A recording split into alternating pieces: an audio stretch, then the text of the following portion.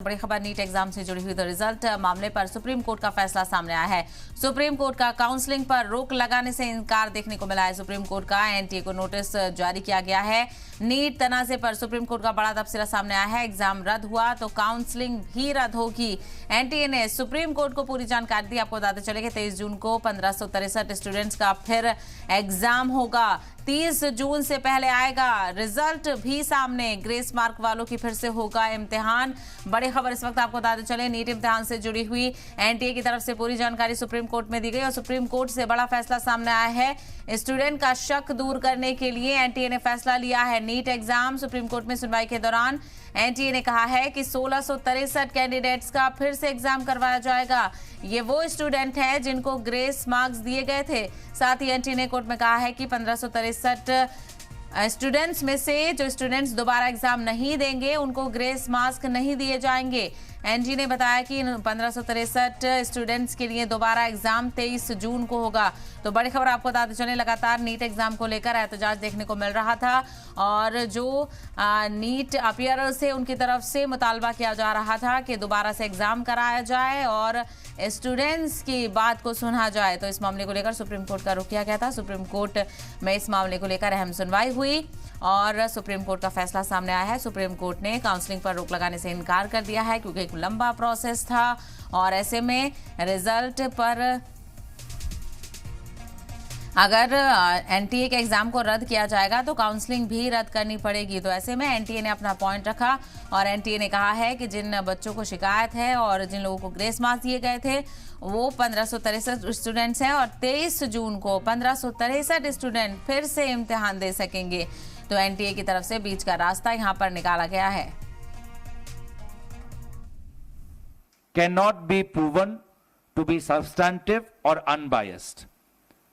This government needs to be far more serious, and the Prime Minister cannot choose to remain silent the way he remained silent on Manipur, the way he remained silent on the violence in Jammu, and he is adopting the same attitude towards this scandal with respect to the NEET exam.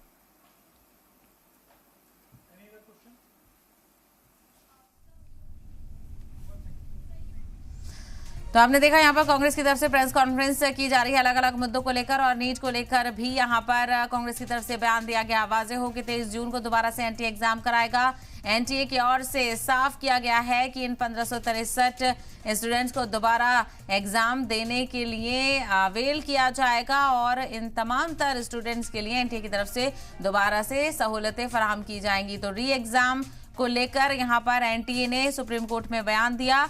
वाज़ेह हो कि supreme court ने counselling पर रोक लगाने से इनकार कर दिया है। जो स्टूडेंट की तरफ से मुतालबा किया जा रहा था कि एग्जाम को रिजल्ट को कैंसिल किया जाए और एग्जाम दोबारा कराया जाए। बहरहाल जिन बच्चों को शिकायत थी और 1563 जो स्टूडेंट्स हैं जिनको ग्रेस मार्क्स दिए गए हैं और स्टूडेंट्स का शक दूर करने के लिए ये फैसला लिया गया है। ग्रेस मार्क्स वालों का फिर से एग्जाम होगा।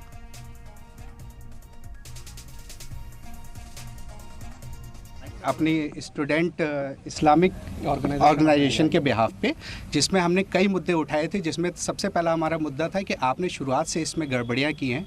जैसे आपने इसका रजिस्ट्रेशन रीओपन किया है 2 दिन के लिए, उसका आपने कोई हमारे पहले से कोई नोटिफिकेशन नहीं इशू किया। दूसरा इशू हमने ये रेस किया था कि जो आपने ग्रेस मार्क्स पेपर लीक का इशू था और तीसरा ग्रेस मार्क्स का इशू था। तो आज ग्रेस मार्क्स का इशू कोर्ट ने कंसिडर किया है और उसमें ये कोर्ट ने ये बोला है कि कोर्ट एनटीए ने आके क्लैरिफिकेशन दिया है, कमेटी बनाई जिसके बेसिस पे कोर्ट ने ये बोला कि ठीक है, जितने भी स्टूडेंट्स ने जिनको ग्रेस मार्क्स अवार्ड हुए हैं ये सब दोबारा से अपीयर होंगे 23 जून को और इनका रिजल्ट 30 जून को डिक्लेयर किया जाएगा। एकेडमिशियंस की कमेटी बनी है, उन्होंने कुछ रिकमेंडेशन किया है, उस हिसाब से सरकार आज कोर्ट के सामने उस पक्ष को रखेगा और बाकी जो नीडफुल सुप्रीम कोर्ट के आदेश से ही कुछ साल पहले से एनटीए की गठन हुई है। पिछले दिनों में आज एनटीए लगभग 3 बड़े बड़े एग्जामिनेशन कराती है, सक्सेसफुली कराती है। नीट, जेई और सीयूईटी। इतने बड़े देश में जब 13 लैंग्वेज में एग्जामिनेशन होगा, विश्व के कई देशों में एग्जामिनेशन सेंटर होगी, कई प्रकार के स्टूडेंट्स उसमें पार्टिसिपेट करते हैं। जो घटना हमारे सामने आई, निश्चित रूप में दोषियों को उसमें दंड दिया जाएगा।